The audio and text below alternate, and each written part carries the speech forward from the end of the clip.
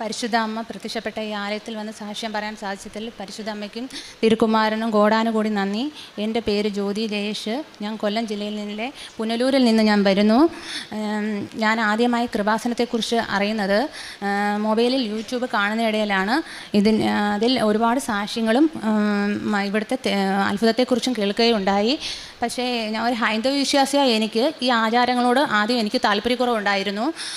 അങ്ങനെ ഞാൻ 2015 ഈ ഇളയ കുഞ്ഞിനെ ഞാൻ പ്രഗ്നൻ്റ് ആവുകയും എൻ്റെ 5-ാം മാസത്തെ സ്കാനിങ്ങിൽ കുഞ്ഞിൻ്റെ വലതുവശത്തെ കിഡ്നിയിൽ ഒരു വീക്കമുണ്ടെന്ന് ഡോക്ടർ പറയുകയുണ്ടായി. തുടർന്നുള്ള ഓരോ സ്കാനിങ്ങുകളിലും ഇതേ വീക്കം ഉണ്ടായിരുന്നു. അങ്ങനെ കുഞ്ഞിനെ പ്രസവിച്ചതിന് ശേഷം ഈ വീക്കം ഉള്ളതിനാൽ SAT ഹോസ്പിറ്റലിലോട്ട് ഡോക്ടർമാർ റെഫർ ചെയ്യുകയുണ്ടായി.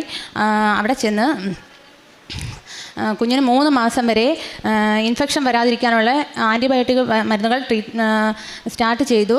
തുടർന്ന് MCU, റീനോഗ്രാം, അൾട്രാസൗണ്ട് സ്കാനുകൾ ചെയ്യുകയുണ്ടായി.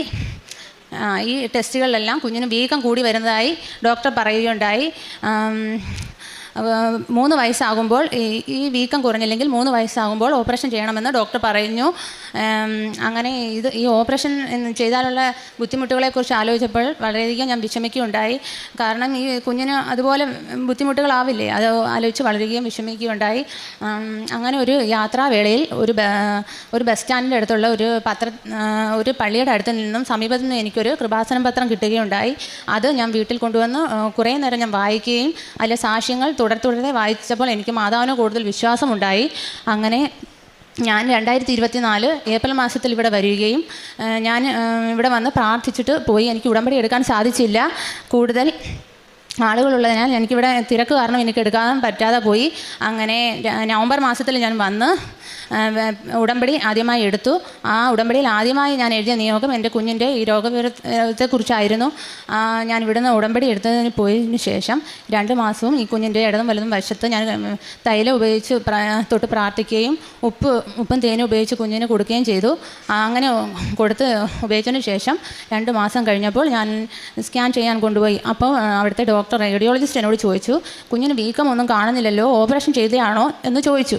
അപ്പം പറഞ്ഞു, ഓപ്പറേഷൻ ഒന്നും ചെയ്തില്ല, ഒരു കുഴപ്പമില്ല, അവിടെ വീക്കവും എല്ലാം കാണുന്നില്ല, നിങ്ങളിത് കൊണ്ടുപോയി ഡോക്ടറെ കാണിക്കാൻ പറഞ്ഞു.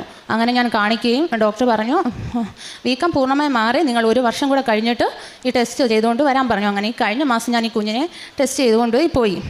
അപ്പം ഡോക്ടർ പറഞ്ഞു, അവനെ ഒരു വീക്കവും കാണുന്നില്ല, നിങ്ങൾ ഇനി ഈ ട്രീറ്റ്മെൻറ്റ് ഇനി വരണ്ട, ഫയൽ ക്ലോസ് ചെയ്തു. ഇതാണ് എനിക്ക് മാതാവ് ആദ്യം ചെയ്തു തന്ന അനുഗ്രഹം. ഒരു മരുന്നും അവന് കഴിച്ചിട്ടില്ലായിരുന്നു. ഈ തേനും ഉപയോഗിച്ചാണ് ഇവന് ഈ രോഗസൗഖ്യം ഉണ്ടായത്. ഇതാണ് എനിക്ക് ആദ്യം ദൈവം തന്ന അനുഗ്രഹം. രണ്ടാമത് ഈ കുഞ്ഞിനെ ഞാൻ പ്രസവിച്ച് 5 വർഷം കൊണ്ട് എനിക്ക് തുടർച്ചയായ ശരീരത്തിൽ അലർജി രോഗങ്ങളായിരുന്നു. ശരീരം മൊത്തം അങ്ങ് അലർജി കൊണ്ട് എനിക്ക് ഉറങ്ങാൻ പോലും പറ്റത്തില്ല. അതുപോലെ ശരീരവും തലവും മൊത്തം ചൊറിച്ചിലും തുമ്മലായിരുന്നു. അങ്ങനെ ഞാൻ ഹോമിയോയും അലോപ്പതി മരുന്നുകളും എല്ലാം ഒരുപാട് ഞാൻ കഴിച്ചു. എനിക്ക് യാതൊരു കുറവും ഇല്ലായിരുന്നു. അങ്ങനെയാണ് ഈ ഉടമ്പടി വസ്തുക്കൾ ഉപയോഗിച്ച്, നേർച്ച വസ്തുക്കൾ ഉപയോഗിച്ചതിൻ്റെയും ഇവിടെ മാതാവിനോട് കൂടുതൽ അടുത്ത് പ്രാർത്ഥിച്ചതിൻ്റെ ഫലമായി എനിക്ക് എൻ്റെ ആ രോഗം മുഴുവൻ മാറി. എൻ്റെ ശരീരത്തിൽ ഒരു ആഭരണം ഒന്നും ഇടാൻ പറ്റത്തില്ലായിരുന്നു. അതുപോലെ ചൊറിച്ചിലായിരുന്നു. എല്ലാം മാതാവ് എനിക്ക് മാറ്റിത്തന്നു. അതേ അലർജി രോഗമായിരുന്നു എൻ്റെ മോനും.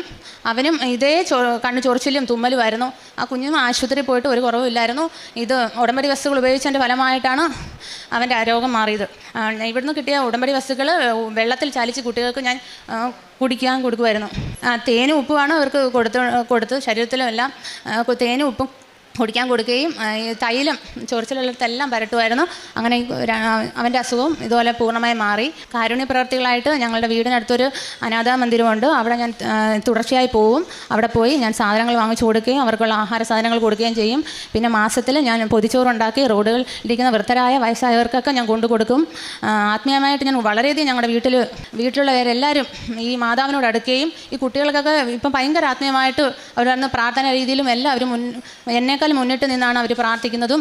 പിന്നെ രാവിലെ 5:30-ക്കുള്ള ഡെയിലി ബ്രെഡ് ഞാൻ മുടങ്ങാതെ എല്ലാ ദിവസവും ഞാൻ രാവിലെ നേരത്തെ എണീറ്റ് ഞാൻ ഈ ഡെയിലി ബ്രെഡ് കൂടുകയും സായാഹ്ന പ്രാർത്ഥനയിൽ പങ്കെടുക്കുകയും ചെയ്യും. പിന്നെ ചൊവ്വാഴ്ചത്തെ ഉടമ്പടി ധ്യാനത്തിൽ ഞാൻ പങ്കെടുക്കുകയും ഈ ഡെയിലി ബ്രെഡ് ഞാൻ സ്റ്റാറ്റസ് ഇടുകയും ചെയ്യും.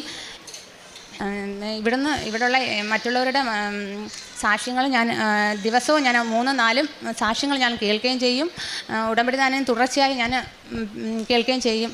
ഇതാണ് ഞാൻ ആത്മീയമായിട്ട് ഞാൻ വളർന്നത്. ഇത്രയൊക്കെ ചെയ്തെന്ന മാതാവിനും തിരുക്കുമാരനും കോടാനുകൂടി നന്ദി.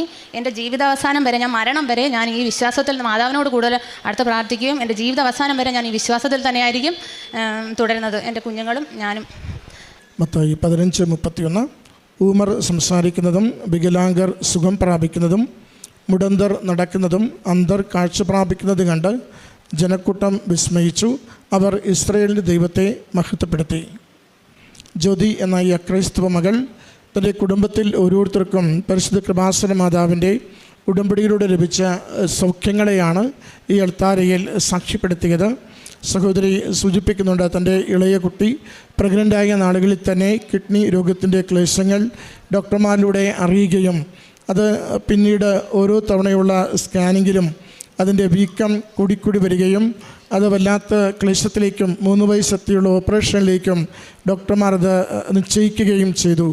അങ്ങനെയാണ് അവിചാരിതമായി ഒരു ബസ് യാത്രക്കിടയിൽ കിട്ടിയ കൃപാസനം പത്രത്തിലൂടെ അമ്മയെപ്പറ്റി അറിയുന്നതും ഉടമ്പടിയെപ്പറ്റി കേൾക്കുന്നതും അമ്മ മാതാവിൻ്റെ തിരുനടയിൽ കുഞ്ഞിൻ്റെ ഈ ശാരീരിക രോഗസൗഖ്യത്തിന് വേണ്ടി നിയോഗം വെച്ച് പ്രാർത്ഥിക്കുന്നതിന് ഇവിടെ എത്തിച്ചേരുന്നതും. മകൾ പറയുന്നുണ്ട്, ഞാൻ ഉടമ്പടി എടുത്ത നാൾ മുതൽ ഉടമ്പടി തൈലവും ഉപ്പും എൻ്റെ കുഞ്ഞിന് കൊടുത്തുകൊണ്ട് പൂർണ്ണമായ ആരോഗ്യത്തിന് വേണ്ടി ആവർത്തിച്ച് പ്രാർത്ഥിച്ചു കൊണ്ടിരുന്നു.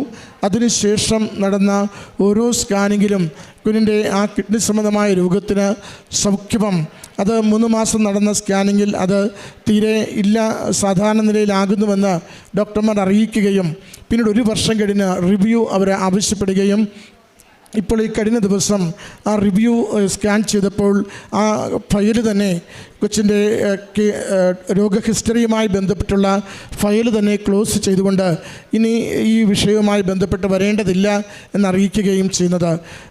യാതൊരു മരുന്നോ മറ്റൊരു ലേപനങ്ങളോ മറ്റൊരു ചികിത്സയോ ഒന്നും ചെയ്യാതെ അമ്മ മാതാവിൻ്റെ സംരക്ഷണയിൽ പ്രത്യക്ഷീകരണത്തിൻ്റെ സാക്ഷിയായി കുഞ്ഞിന് ലഭിച്ച രോഗസൗഖ്യത്തെയാണ് സാക്ഷ്യപ്പെടുത്തുന്നത്.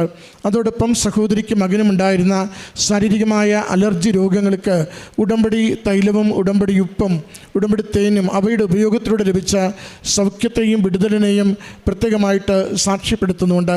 മരുന്നുകൊണ്ട് മാറാത്തത്, സാധാരണ പരിശ്രമങ്ങളിൽ പരിഹാരമില്ലാത്തത് ദൈവശക്തിയാലും ഉടമ്പടി നേർച്ച വസ്തുക്കളുടെ വിശ്വാസപൂർവകമായ പ്രയോഗത്താലും നമുക്ക് ആരോഗ്യവും സംരക്ഷണവും നൽകുന്നുവെന്ന് വാക്കുകളിലൂടെ സാക്ഷ്യപ്പെടുത്തുകയാണ്.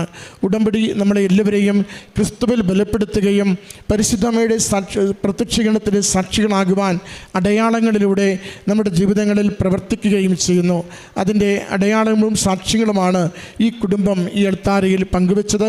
ഈ കുടുംബത്തിൽ ലഭിച്ച അനുഗ്രഹങ്ങൾക്ക് അമ്മ മാതാവിനും തിരുക്കുമാരനും നന്ദി പറഞ്ഞുകൊണ്ട് കരങ്ങളടിച്ച് ഈ സാക്ഷ്യം സമർപ്പിക്കാം.